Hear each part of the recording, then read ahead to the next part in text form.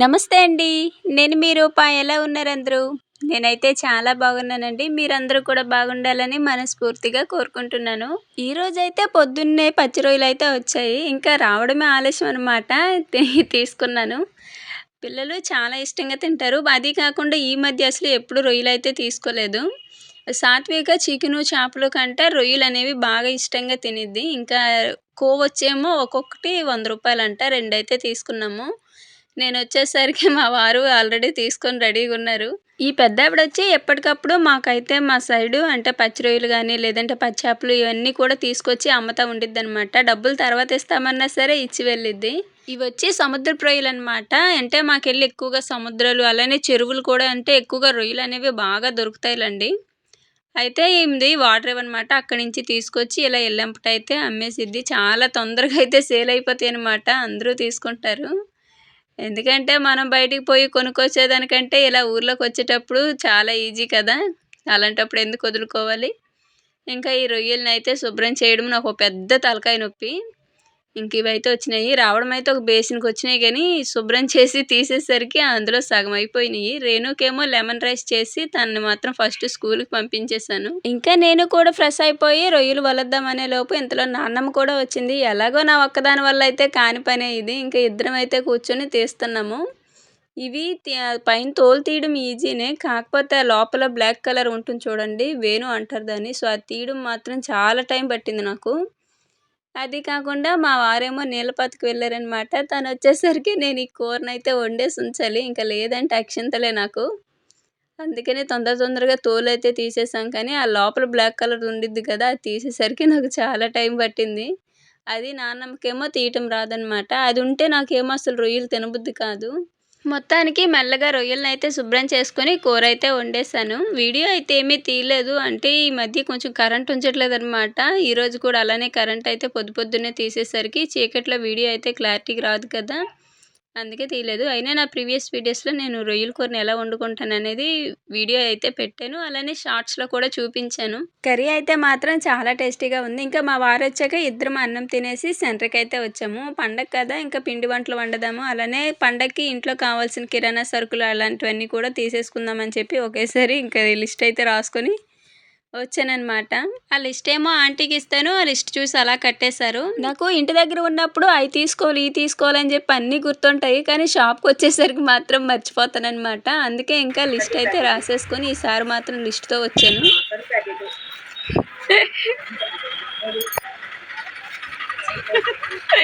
అది చూసావా అనుకున్నది సాధించింది.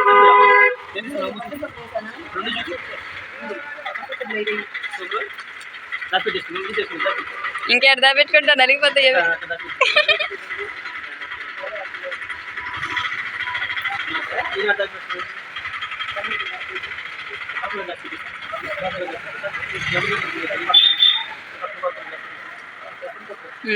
గౌతమ్ కప్పేసి మరి కానొత్తని. మా సాత్విక అల్లరి చూసే కొద్దీ భలే ముచ్చటగా ఉండిద్ది. కిరాణా సరుకులు తీసుకున్నాక ఫ్యాన్సీ షాప్‌కైతే వచ్చాను. నాకేమో ఈ గాజులు బాగా నచ్చాయనమాట. ఇంకా 2 మిక్సింగ్ కూడా బావుంటాయని చెప్పి 2 కూడా 2 డజన్‌లయితే తీసేసుకున్నాను. తర్వాతేమో అన్నీ చూస్తాం గానీ ఏమీ తీసుకోననమాట. అందులో ఒక్కొక్కటి అసలు మామూలు సాదావి కూడా కాస్ట్ మామూలుగా ఉండట్లేదు ఇప్పుడు. పండగనేమో మరి. తర్వాతేమో సాత్వికకి, రేణు కూడా గాజులు తీసుకున్నాను. రేణుకి ఎక్కడైనా నేను గాజులు సైజ్ ఎట్లా తెచ్చినా సెట్ అవుతుంది కానీ, సాత్వికకి మాత్రం పాపం పెద్దయిపోతాయనమాట. అందుకని ఇంకా తను కూడా ఉంది కాబట్టి తన సైజుని బట్టి చూసి తనకి కూడా గాజులైతే తీసుకున్నాను. ఇంక ఇవన్నీ చూశాను కానీ ఏది కూడా 50, 70, 80 రూపాయలు తక్కువ లేవనమాట ఒక్కోటి. సాదావైనా అదే కాస్టు, ఏమైనా కొంచెం వర్క్ వచ్చినా కూడా అదే కాస్ట్ పడుతుంది. ఇంకా అలాంటివేమీ తీసుకోలేదు కానీ పిల్లలకి కావాల్సిన చిన్న వస్తువులైతే తీసుకొని ఇంటికైతే వచ్చాను. మా పెద్దొదినేమో సొరకాయలు పంపించిందంట. ఈ చీపురు అయితే తీసుకున్నాను. ఇంకా వీడియో తీయలేదప్పుడు. కిరాణా సరుకులు తీసుకున్నప్పుడే ఈ చీపురు తీసుకున్నా. రూ. 80 పడింది. చాలామంది నాకు కామెంట్స్‌లోని చీపురు ఎక్కడ తీసుకున్నారని అడిగేవారు కదా! చీపురైతే నేను కిరాణా సరుకులు తీసుకున్నప్పుడు ఆ షాపుల్లోనే తీసుకుంటా. ఆన్‌లైన్‌లో చీపురు తీసుకుంటారని మీరు కామెంట్‌లో పెట్టిన తర్వాతే నాకు తెలిసింది. మా పల్లెటూరులోని ఏంటంటే ఇవే షాపుల్లోనే ఎక్కువగా తీసుకుంటారు. రూ. 80 అయితే పడింది ఆ చీపురు. తీసుకొచ్చిన కిరాణా సరుకుల్లో అయితే అంటే ఈరోజు పిండి వంటలైతే వండేసుకుంటున్నాననమాట. అందుకని చెక్కలైతే వండుదామని చెక్కల్లోకి ముందు పెసరపప్పు, అలానే పచ్చెనగపప్పు రెండిటిని కూడా ముందైతే నానబెట్టేసుకొని పక్కన పెట్టేసుకున్నా. అంటే చెట్లలోని బేరిత్తనాలు నాటాలనమాట. మా వారు నేనైతే వెళ్ళాము. వెళ్ళొచ్చేసరికి నానతాయి కదని చెప్పి ముందే నానబెట్టేశాను. ఇక తీసుకొచ్చిన కిరాణా సరుకులైతే ఇవన్నమాట. అన్నీ కూడా లిమిట్‌గానే తీసుకొచ్చుకున్నా. ఆల్రెడీ ఇంట్లో కూడా చాలా వరకు సామాన్లయితే ఉన్నాయి. అందుకనే ఇంకా బాగా అవసరమైనవి మాత్రమే తెచ్చుకున్నా. నాకు మాత్రం బట్టల సబ్బులు ఎన్ని తెచ్చినా సరిపోవు. డైలీ కూడా బకెట్ బట్టలు ఉతుకుతాను కదా! మా పిల్లలేమో సాత్వి మరూన్ అనమాట. రోజుకి ఈజీగా 2, 3 జతలు మార్చిద్ది. నేను రోజు ఉతికే బట్టల్లోని మా వారివి, అలానే మా సాత్వికవి ఎక్కువ బట్టలుంటాయి. ఇంకా నాయి, రేణువి తక్కువేననమాట. ఉంటే ఒక్కో జత ఉండిద్దేమో గానీ వీళ్ళవే ఎక్కువ. ఇంకా సామాన్లయితే ఇవి. పూజ సామాన్లు ఇంకా కింద ఎందుకు పెట్టాలని చెప్పి కింద పెట్టలేదు. అలానే 5 కేజీల నూనె డబ్బా అయితే తీసుకొచ్చుకున్నా. రూ. 750 పడింది. మామూలుగా బయట అంటే మామూలుగా విడిగా కొనేదాని మీద ఒక రూ. 50 తగ్గిందంతే. నేనేమో పిండి వంటలకి నూనె ఎంతో అయిపోయిద్దని చెప్పి 5 కేజీల డబ్బా తెచ్చాను. కానీ అందులో నాకైతే ఒక కేజీ, కేజీన్నర నూనె అయ్యిద్ది. అది కూడా అవ్వదు, కేజీ నూనె అంతే. ముందైతే చక్రాలు చేసుకుందామని చెప్పి పిండినైతే కలుపుకుంటున్నా. నేను ఇక్కడ కేజీ బియ్యపు పిండి, అలానే అర కేజీ శనగపిండి అయితే తీసుకున్నాను.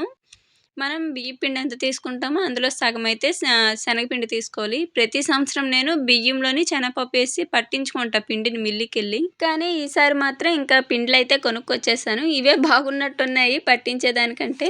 జల్లెడ లేదనమాట. అంటే మధ్యలో వల అయితే చినిగిపోయింది. ఇంకా నేను ఎప్పుడు సెంటర్‌కి వెళ్ళా తీసుకొచ్చుకుందాం అనుకుంటేనే మర్చిపోతున్నా. కానీ నాకు ఈ టీ వడకట్టుకునే స్ట్రెయినర్ మాత్రం బాగా యూజ్ అవుతుంది.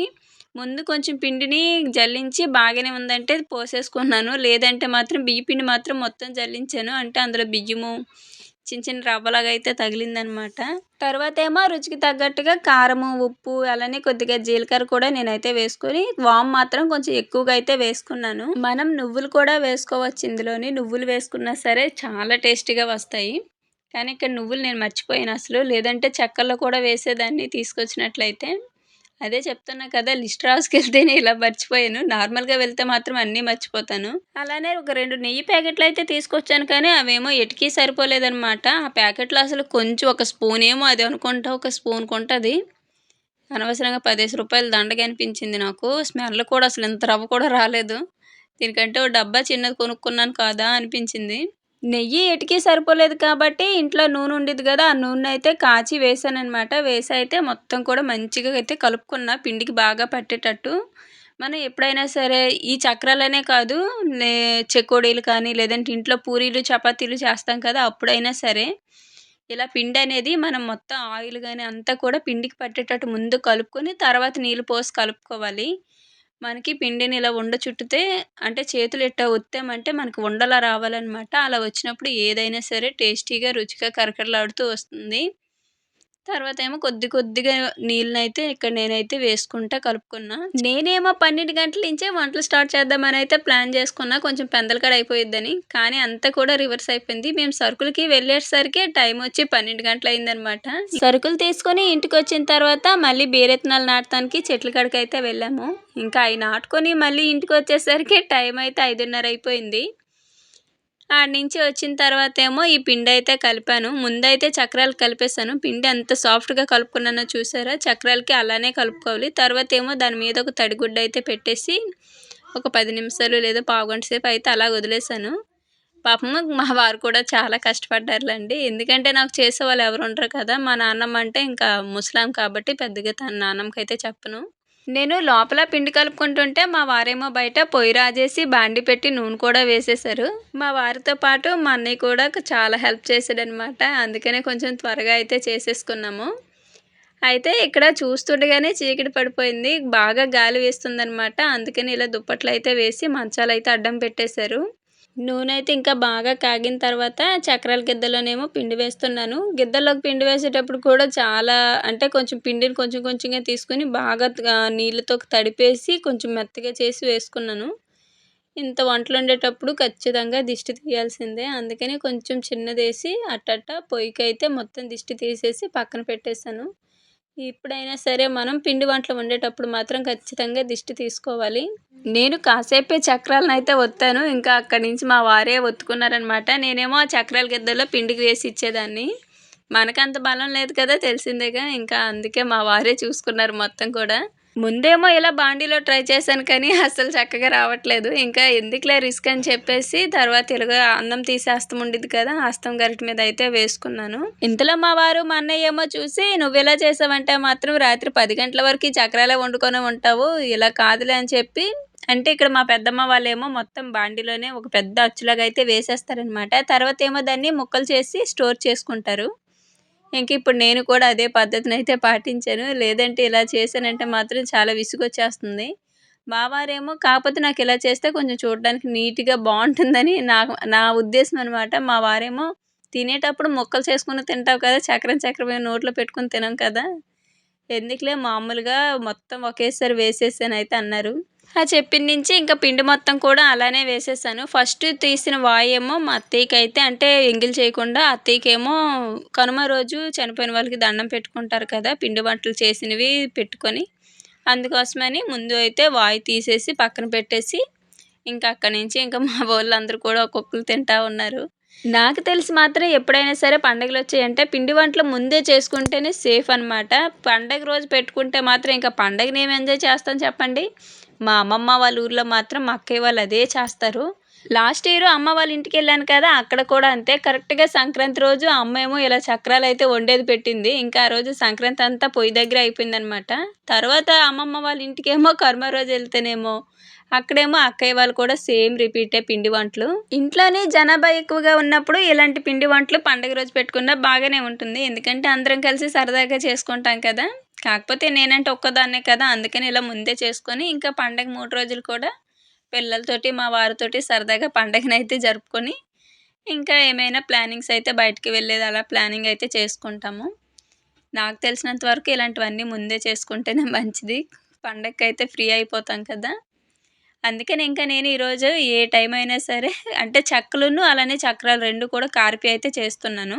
ఈ చక్రాలు వండేసరికేమో టైము 7:30 అయిపోయింది. ఇంకా ఈ చక్రాలు అయినంపటనే మళ్ళీ చెక్కలకైతే పిండినైతే కలుపుకున్నా. ఎందుకంటే ఇక్కడ నేను లేకపోతే ఇవి అవ్వదనమాట. అందుకనే పూర్తిగా అయిపోయిన తర్వాత బాండీ అయితే అలానే వదిలేసి కిందేమో నిప్పులైతే కొంచెం మంటైతే ఆపేసారనమాట మా వారు. ఈలోపేమో నేను పిండేమో చెక్కలకేమో కలుపుకుంటున్నా. ఇక్కడేమో వేడి నూనె అయితే వేసి పిండినైతే ముందు ఇలా అయితే కలిపేసుకుంటున్నా. చెప్పాను కదా! చేతిలో మనం పట్టుకుంటే ఉండలాగా అయితే అవ్వాలనమాట విచ్చుకుపోకుండా. అలా వచ్చే వరకు అయితే పిండిని కలుపుకొని తర్వాతేమో పచ్చిమిరపకాయలు, కొద్దిగా అల్లము, అలానే వెల్లుల్లి రెబ్బలు ఇవన్నీ కూడా మిక్సీ పట్టేసి ఆ పేస్ట్‌నైతే వేసేసాను. నానబెట్టుకున్న పెసరపప్పు, అలానే శనగపప్పు కూడా వేసేసుకున్నాను. ఇక్కడేంటంటే నాకు అంటే పిండికి అంచనా తెలియక పప్పు మొత్తం నానబెట్టేసాననమాట. ఇంకా శనగపప్పు అయితే ఉంటే రేపు ఏదైనా కూరలోనైనా ఏసుకోవచ్చు కదా! అని చెప్పి పెసరపప్పు మాత్రం మొత్తం వేసేసాను. అలానే కొద్దిగా జీలకర్రను, కరివేపాకైతే వేసేసుకొని, అలానే సాల్ట్ కూడా వేసుకొని మొత్తం అయితే కలిపేసుకున్నా. నేను చెక్కలు చేయడం అయితే ఇదే మొదటిసారనమాట. ఇప్పటివరకు అసలు చెక్కలైతే ఎప్పుడు చేయలేదు. ఎంతసేపు చక్రాలు, చెకోడీలు లేదంటే ఈ స్వీట్ ఏమైనా చేసుకునేదాన్ని తప్ప, చెక్కలైతే ఎప్పుడు చేయలేదు. అమ్మ వాళ్ళ ఇంట్లో కూడా ఆళ్ళకసలు ఇవెప్పుడు తెలీదు కూడా. ఇక్కడ మాత్రం మా వోళ్ళు చాలా మంది చేసుకుంటారు. అందుకే ఎప్పుడు అవేనేంటి అని చెప్పి ఈరోజైతే ఇలా చెక్కలైతే ఈసారికి వండుతున్నా. వేడి వేడి నీళ్ళైతే వేసుకొని కలుపుకుంటున్నా. దీనిని మనం అంటే ముందే నీళ్లు పొయ్యి మీద పెట్టి పిండిని రేస్తారు కదా! ఆ పద్ధతిలో చేసుకోవచ్చు. లేదంటే ఇలా వేడి నీళ్ళు కాచి కూడా ఇలా ఇలా అయితే కలుపుకోవచ్చనమాట. కానీ సింపుల్‌గా చెప్పాలంటే ఇలా వేడి నీళ్ళు కాచి ఇలా వేసుకొని కలుపుకుంటేనే మంచిది. కొంచెం కొంచెంగా నీళ్లు వేసుకుంటా సరిపోయినట్టయితే కలుపుకోవచ్చు. ముందే ఎసర్లు పెట్టి పిండిని రేసామంటే ఎక్కువ అవ్వచ్చు, తక్కువ అవ్వచ్చు కదా! సో, అదనమాట. ఇంకా నేనిక్కడ 2 సగాలైతే చేసి మెత్తగా అంటే కొంచెం సాఫ్ట్‌గా వచ్చేటట్టయితే కలిపేసుకొని ఇలా ఒక తడిగుడ్డనైతే పెట్టేసుకున్నాను. ఒక 20 నిమిషాలేమో అలానే వదిలేసాననమాట. ఈలోపేమో పిల్లలకి స్నానాలు చేపించేసి వాళ్ళకేమో అన్నం పెట్టేశాను. తర్వాతేమో నేను, మా వారు కూడా అన్నమైతే తినేసి ఇంకా చెక్కలు ఒత్తడానికైతే కొంచెం కొంచెంగా పిండినైతే ఇలా చిన్న చిన్న ఉండలుగా అయితే చుట్టుకుంటున్నా. మా వారినేమో బయటేమో బాండీ పెట్టి మళ్ళీ ఆయిల్ అయితే వేడి చేయమని చెప్పాను. ఇంకా మా అన్నయ్య కూడా ఉన్నాడనమాట. నేనేమో ఇంట్లోనే ఇలా చేసి వాళ్ళకేమో బయటనే ఇచ్చేస్తుంటే వాళ్ళేమో వేపుతున్నారు. నిజంగా చెక్కలేమో స్టార్టింగ్ నుంచి కూడా వీళ్ళే చాలా వరకైతే ఏపారనమాట. ఇంకా లాస్ట్‌లోనేమో కొంచెం ఉంటేనేమో నేను వేపుకున్నాను. ఈలోపు నేనేమో ఇట్టా చిన్న చిన్న ఉండలుగా చుట్టేసి ఒత్తేసి వాళ్ళకేమో ఇచ్చేదాన్ని. ఇక్కడ నేను చిన్న పాలిథీన్ కవర్ అయితే తీసుకొని దాని మీద అయితే ఆయిల్ పూసుకొని ఇలా అయితే చేసుకుంటున్నా. నాకు మాత్రము ఈ చెక్కలు మాత్రం చాలా ఈజీగా అనిపించింది. ఎందుకంటే ఇప్పుడు చక్రాలు చేసామనుకోండి పద్దాక చక్రాల గిద్దల్లోనే పిండి వేస్తూ ఉండాలి. అది కాకుండా ఇక చెకోడీలు చేసామంటే పద్దాక పాముతోనే ఉండాలి. ఇంకేం చేసినా సరే అంతే కదా. కానీ చెక్కలు మాత్రం చిన్న చిన్న ఉండలు చుట్టేసి ఇట్ట ఒత్తేసి ఏపుకోవటమే. నాకు ఇది బాగా నచ్చింది. ఒకేసారికి ఒక వాయికి తగ్గట్టు అయితే చేసుకునేదాన్ని. ఒక కొంతసేపు ఇక్కడ చేశాను. తర్వాత ఏమో ఇంకా బయటికి తీసుకెళ్ళి అక్కడే చేసి వాళ్ళకి ఇస్తుంటే వాళ్ళేమో వేపేస్తున్నారు.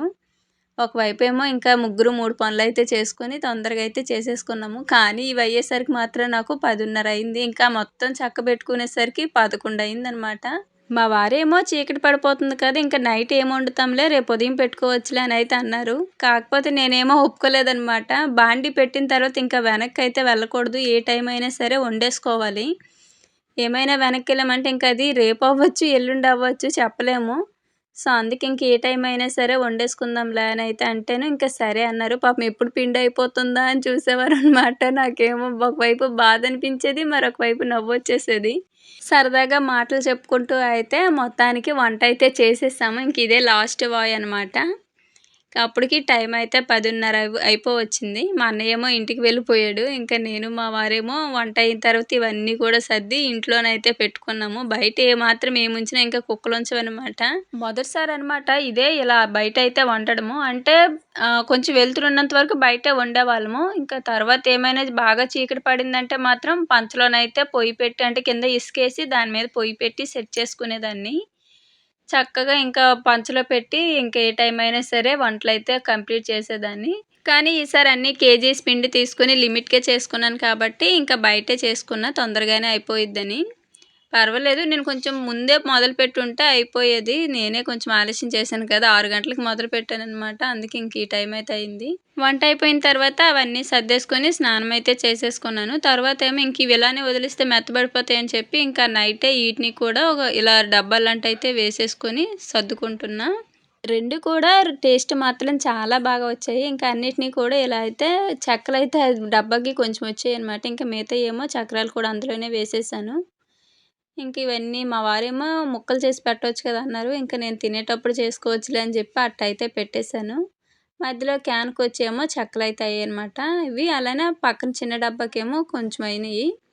కేజీస్ పిండనమాట. చక్రాలేమో కేజీన్నర పిండి. ఎందుకంటే శనగపిండి అర కేజీ, బియ్యపు పిండి కేజీ కదా!